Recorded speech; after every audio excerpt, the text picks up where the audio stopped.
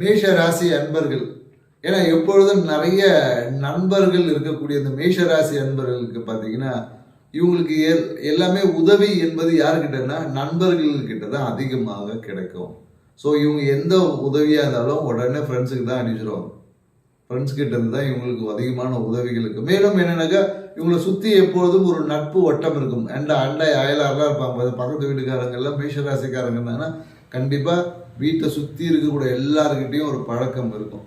So நிறைய friends பார்த்தீங்கன்னா வீட்டு நெய்பர்ஹுட்டில் வந்து நிறைய ஃப்ரெண்ட்ஸ் இருக்கும். இவங்களுக்கு என்னன்னாக்கா, அடுத்தவங்களுக்கு உதவிகளை செய்து அதனாலேயே பிரச்சனையை அனுபவிக்கக்கூடிய ராசிலையும் பார்த்தீங்கன்னா மேஷ ராசிக்காரங்க தான் அதிகம். ஏன்னா இவங்களுக்கு கடன் தேவையில்லைன்னா கூட இவங்க ஃப்ரெண்ட்ஸுக்கு யாருக்கா ஒரு கடன் வாங்கி கொடுத்து அந்த கடனை அவர் கட்டாமல் அதனால் அவமானப்படக்கூடிய ராசியிலும் பார்த்தீங்கன்னா மேஷ ராசிக்காரர்கள் அதிகமாக இருக்காங்க. அதனால் என்னன்னாக்கா, இவங்களோட உதவி டக்குன்னு யாருக்கா ஒரு உதவி வேணும் அப்படின்னு கேட்டிங்கன்னா வச்சுங்க, உதவி கூட முதல்ல வரக்கூடிய நபர் யாருன்னா இவங்களோட நெய்பர்ஹுட்டில் இருக்கிறவங்க தான் வருவாங்க. நெய்பர்ஹுட்டாக இருக்கும், நண்பர்களாக இருக்கும், பழக்க வழக்கத்தில் இருக்கிறவங்க, இவங்க தான் இவங்களுக்கு அதிகமாக உதவி செய்யக்கூடிய நபர்கள் இருப்பாங்க அப்படின்னா.